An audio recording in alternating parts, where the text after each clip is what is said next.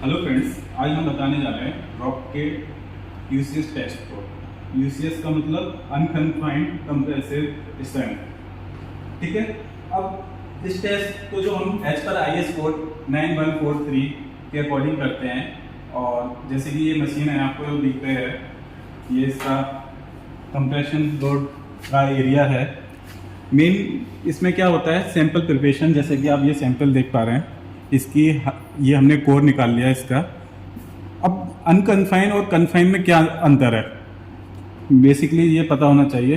अनकन्फाइन का मतलब ये है कि उस रॉक को चारों तरफ से कोई जकड़ा हुआ ना हो, फ्री में हो। और कन्फाइन मतलब जैसे रॉक में कोई सैंपल रॉक है और वो रॉक के चारों तरफ उसमें प्रेशर लगा हुआ है, तो वो कन्फाइन होगा। और अनकन्फाइन में चारों तरफ से कोई वो नहीं है, फ्रीली रखा जाए। तो मेन जैसे ये आप सैंपल देख पा रहे होंगे, इसको हमने प्रिपेयर कर रखा है। इसका जो सैंपल प्रिपरेशन करते हैं उसका देखिए कैसे करते हैं। जो इसका हाइट का और डाई का रेशियो 2 से 3 के बीच में होना चाहिए। अगर 2 से 3 के बीच में है तो वो परफेक्ट है। अगर जैसे इसका डाया आपका 55 है तो इसका 2 से 3 गुना हाइट चलेगा, मतलब 120, 125, 130 हो। जैसे कि हमने पहले से इसको कोड के अकॉर्डिंग कर रखा है, 120 हो गया, तो मतलब जस्ट हमारा दुगना है, 2 है। तो अगर 2 से 3 के बीच में तो वेल एंड गुड, एंड 2 से नीचे है तो उसमें करेक्शन फैक्टर लगाएंगे। एस्पेक्शन फैक्टर होता है, उसका एक छोटा सा फॉर्मूला जो हम बता देंगे आपको कैलकुलेशन में भी, यहाँ पर भी बता देते हैं। 0.11 n प्लस 0.78 इसका करेक्शन फैक्टर का फॉर्मूला है। n क्या है, इसकी हाइट और डाया का रेशियो, उसमें रख के करेक्शन फैक्टर निकाल लेंगे। एंड इसमें विशेष ये ध्यान होना चाहिए कि जो इसकी सरफेस है वो स्मूथ होनी चाहिए, और जब हम इसे मशीन में रखेंगे तो बिल्कुल 90 डिग्री पर ये खड़ा होना चाहिए, जो कि ये देख पा रहे हैं ऐसे। तो हमने इसको मशीन में इसको अपने सैंपल को रख दिया है।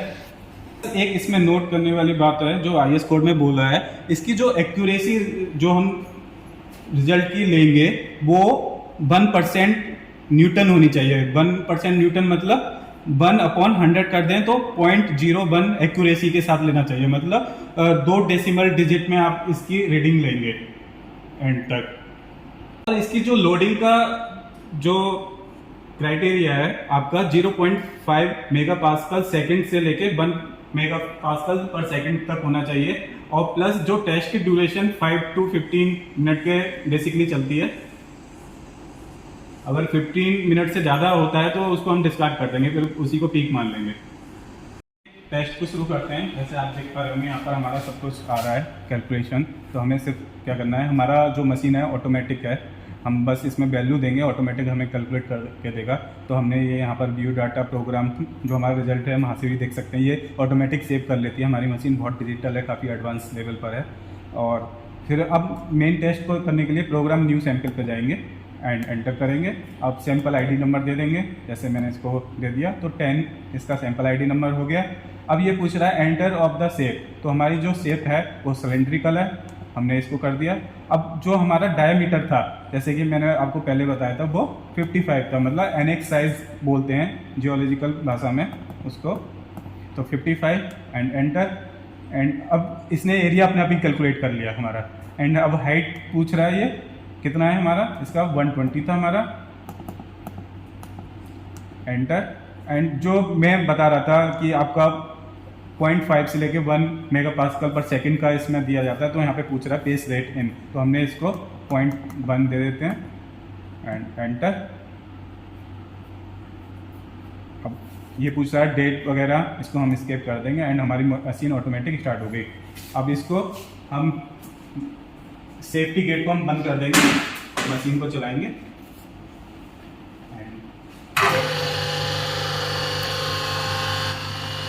अब जैसे ये मशीन चल रही है, प्रेशर लग रहा है, और जैसे ही ये टच में आएगी तो ये लोड लेना कर देगी, और मैक्सिमम जब क्रैक आएगा तो ऑटोमेटिक हमारी मशीन और इसको ऑफ कर देगी, क्योंकि एक्चुअली ये हमारी डिजिटल मशीन है।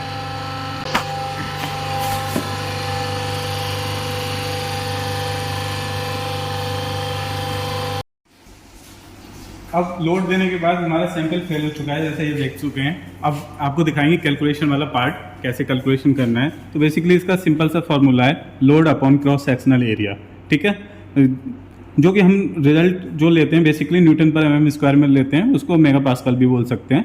एंड अब लोड हमारा कितना ये इसने लिया 466.4 किलो न्यूटन में लिया। तो अब हमने इसको न्यूटन में चेंज कर लिया, 1000 से इसकी मल्टीप्लाई कर ली और हमारे पास न्यूटन में आ गई ये वैल्यू। अब जो इसका cross sectional area pi D square by 4 से करते हैं, हमने इसको कन्वर्ट कर लिया है, जो कि ये हमारा क्रॉस सेक्शनल एरिया आया है। तो जैसे कि फॉर्मूला अभी आपने देखा था load upon cross sectional area, तो लोड हमारा ये हो गया न्यूटन में और क्रॉस सेक्शनल एरिया ये हो गया, तो जो कि हमारा रिजल्ट आता है 196.41 न्यूटन पर mm स्क्वायर या मेगा पास्कल। तो बेसिकली इस टेस्ट का पर्पज ये है कि उसकी कंप्रेसिव स्ट्रेंथ जानने के लिए, प्लस रॉक का क्लासिफिकेशन करने के लिए कि कौन सी रॉक है, अगर ज़्यादा उसने लोड लिया है तो वो दूसरी कैटेगरी में आएगी। बेसिकली इस टेस्ट को इसलिए करते हैं। आई होप आपको समझ आया होगा। Thanks for watching, bye bye.